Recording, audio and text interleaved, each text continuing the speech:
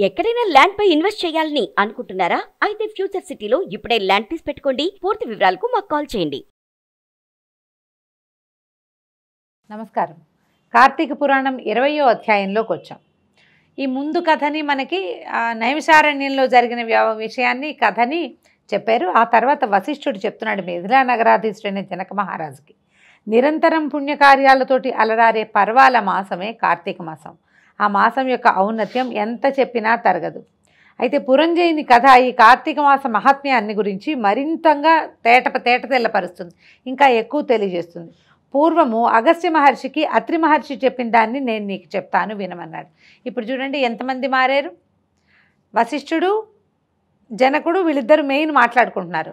వీళ్ళ కథల్లో నైమిషారణ్యంలో జరిగిన కథ సూత మహాముని చెప్పింది, తర్వాత ఏమో ఇంకొక ఋషి చెప్పింది, జ్ఞానసిద్ధుడు ఆయన మాట్లాడింది, ఇన్ని వ్యవహారాలు వచ్చినాయి. ఇప్పుడు అత్రి మహాముని మరియు అగస్త్య మహర్షి వీళ్ళిద్దరి సంగతి వస్తుంది. వాళ్ళిద్దరూ ఒక సందర్భంలో మాట్లాడుకున్నది ఈయన విని, లేదా ఆయన ఇంకొకళ్ళ ద్వారా విని, అది ఇప్పుడు ఇక్కడ చెప్తున్నారనమాట. వాళ్ళు ఒకళ్ళకొకళ్ళు చెప్పుకున్నారు, అది నేను నీకు చెప్తున్నాను అని. అయితే అత్రి మహర్షిని వేడుకున్నారట. ఏమని?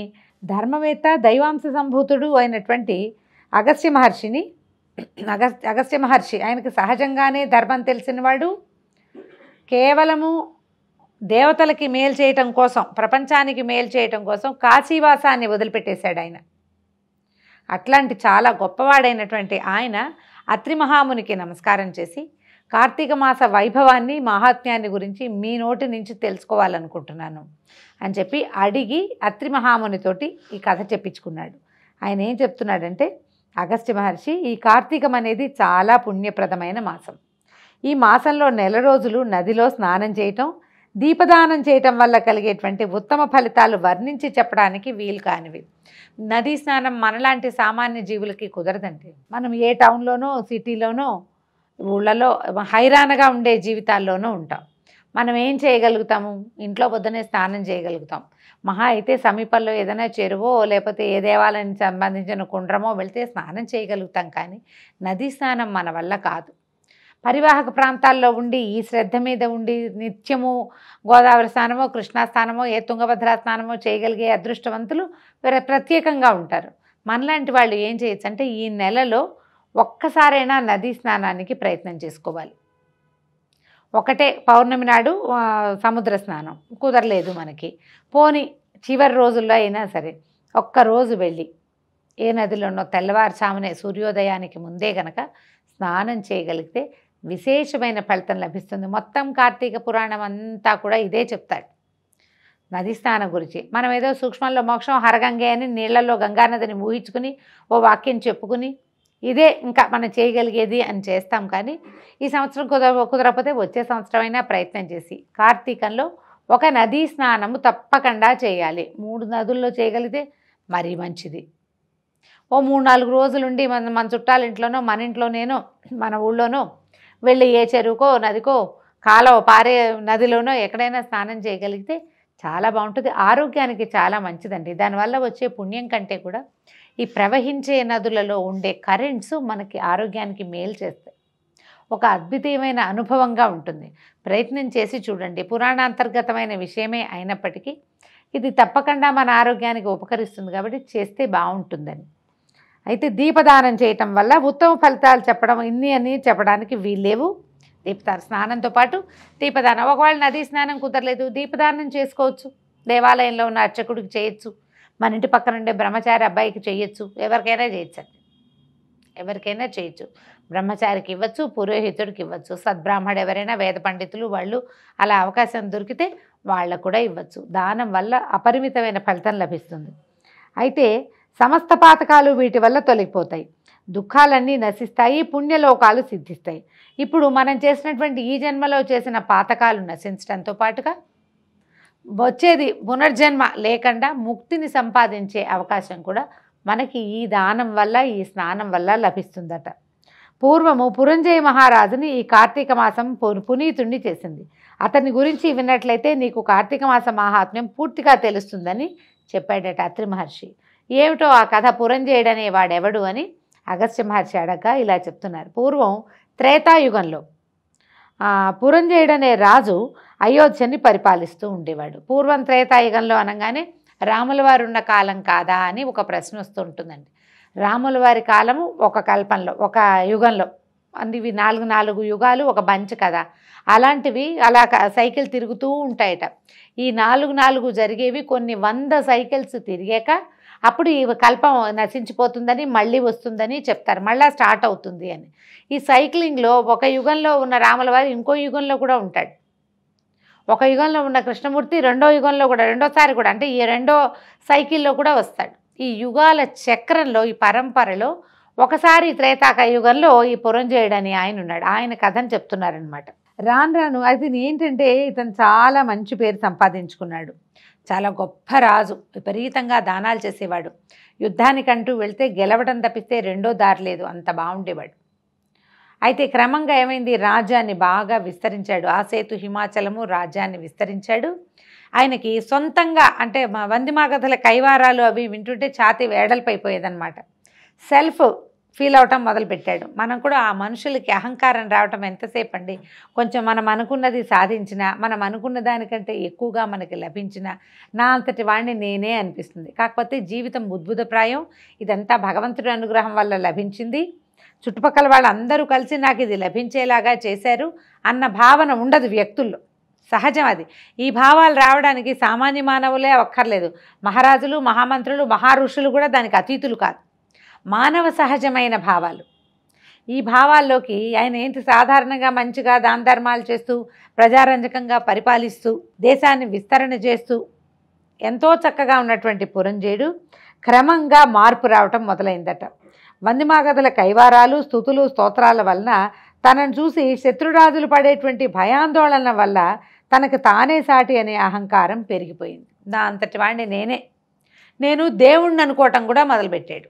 దేవుళ్ళు ఎలా అవుతారు? ఎవరైనా ఎంత పరాక్రమశాలుడైనా దేవుళ్ళు ఎవరు, ఎంత భయపెట్టగలిగిన వాడైనా దేవుడెవడు, దేవుడు దేవుడే, మానవుడు మానవుడే.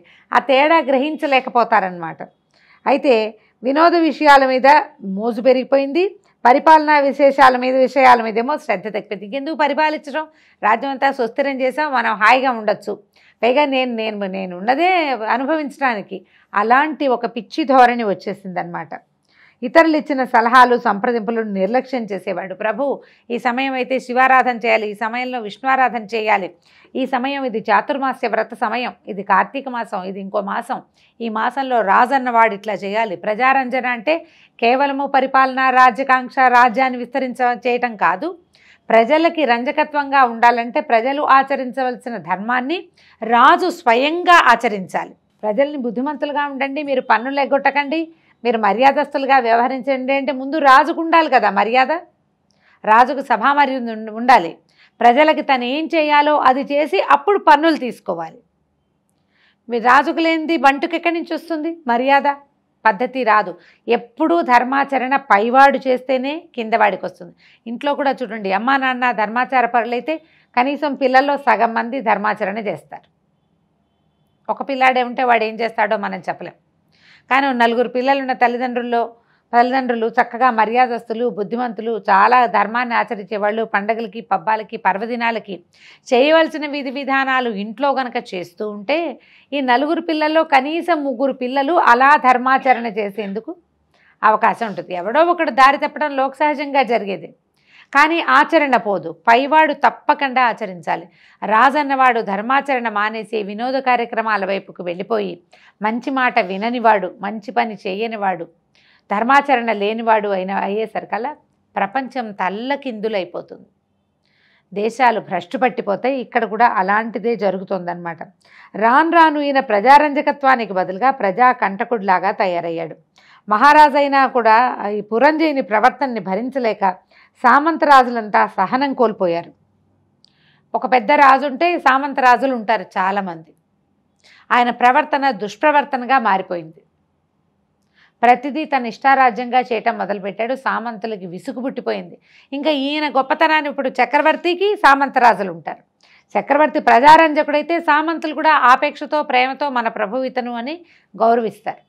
అతనికి ప్రజారంజకత్వం లేదు, దాంతో రాజుకు లోబడి ఉండాలనే గుణం సామంతరాజులకి పోయింది. వాళ్ళంతా కలిసికట్టుగా దండెత్తి ఇతని మీదకి వచ్చేశారు. తమలో బలవంతుడెవడో ధర్మపరుడెవడో వాడిని చూసి మళ్ళీ చక్రవర్తిని చేస్తారు. ముందు ఈ చక్రవర్తిని దించేసేయాలన్నమాట. ఈ దించడం కోసం గుంపంతా వచ్చి ఇతని మీద పడ్డారు. పురంజేయుడి రథానికి పంచకళ్యాణి గుర్రాలు పూంచబడేవి. దృఢమైన చక్రాలు కలిగిన మణిమయమైనటువంటి కాంతులతో కూడిన జెండాతో ప్రకాశించే ధనుర్బాణాలతోటి సుసంపన్నమైన అనేక యుద్ధాలలో విజయం సాధించి పెట్టిన ఆ రథం మీద పదగజ తురంగ దళాలతోటి బయలుదేరి శత్రువులను ఎదుర్కోవటం మొదలుపెట్టాడు పురంజేయుడు. ఒక పెద్ద రథాన్ని పూడ్చుకున్నాడు. ఆ పెద్ద రథాన్ని తయారు చేయించుకున్నాడు. అది ఎన్నో యుద్ధాలు చేసిందట ఆ రథం. ఎన్ని యుద్ధాలలోనూ ఈయనకి విజయాన్ని సాధించి పెట్టింది. పంచకళ్యాణి అనేది ఒక ప్రత్యేకమైన లక్షణాలు కలిగింది. 5 ఉత్తమ లక్షణాలు కలిగిన గుర్రాలట. ఒక గుర్రం ఉంటుంది రాజుగారికి ప్రత్యేకంగా. అలాంటి ప్రత్యేకమైన గుర్రాలు 4టిని పూంచినటువంటి ఆ రథం మీద పదగజ తురంగాలు అంటే పదం కాల్బలము, తర్వాత గజబలము, అశ్వబలము, ఈ దళాలతో కలిసి ఇన్ని దళాలతోటి కలిసి బయలుదేరాడు. చతురంగ బలాలు అంటారు కదా, చతురంగాలు ఉంటాయి అందులో. ఈయన 3 బలాలు చెప్తున్నారు, పదము, గజము, తురంగము అని. వీళ్ళందరితోటి బయలుదేరి వెళ్ళాడు. వెళ్ళిన తర్వాత ఏం చేశాడు? బాణాలు, గదలు, ఇంకా అనేక విధమైన శస్త్రాస్త్రాలతోటి సంకులమైన సమరం జరుగుతుంది. చాలా పెద్ద యుద్ధం జరిగింది. ఇక్కడ ఏంటంటే అహంకారం అనేది మానవుడి పతనానికి పునాది రాయి. ఆ పునాది రాయి మొదలు కదిపితే భవనం ఎట్లా కూలిపోతుందో అదేవిధంగా అహంకారం అనేది పెరిగితే మానవుడు ఎంత తొందరగా పతనమైపోతాడో ఈ కథ ద్వారానే తెలుస్తుంది. ఈ భయంకరమైన యుద్ధం జరుగుతోంది. ఇతనేమో ఒక్కడు చక్రవర్తి, సామంతులు 15 మంది కలిసిపోయారు. రణక్షేత్రం అంతా తలలు తెగిన మొండేళ్లతోటి, గుర్రాలు, ఏనుగులు, కళేబరాలతోటి, హాహాకారాలతోటి నిండిపోయి చూడ్డానికి మరుభూమిలాగా, రుద్రభూమిలాగా కనిపిస్తోందిట. కాంభోజరాజు పురంజేయుడి మీదకి ధనుర్బాణాలతో దూసుకొచ్చాడు. అతనిపై బాణవర్షం కురిపించాడు.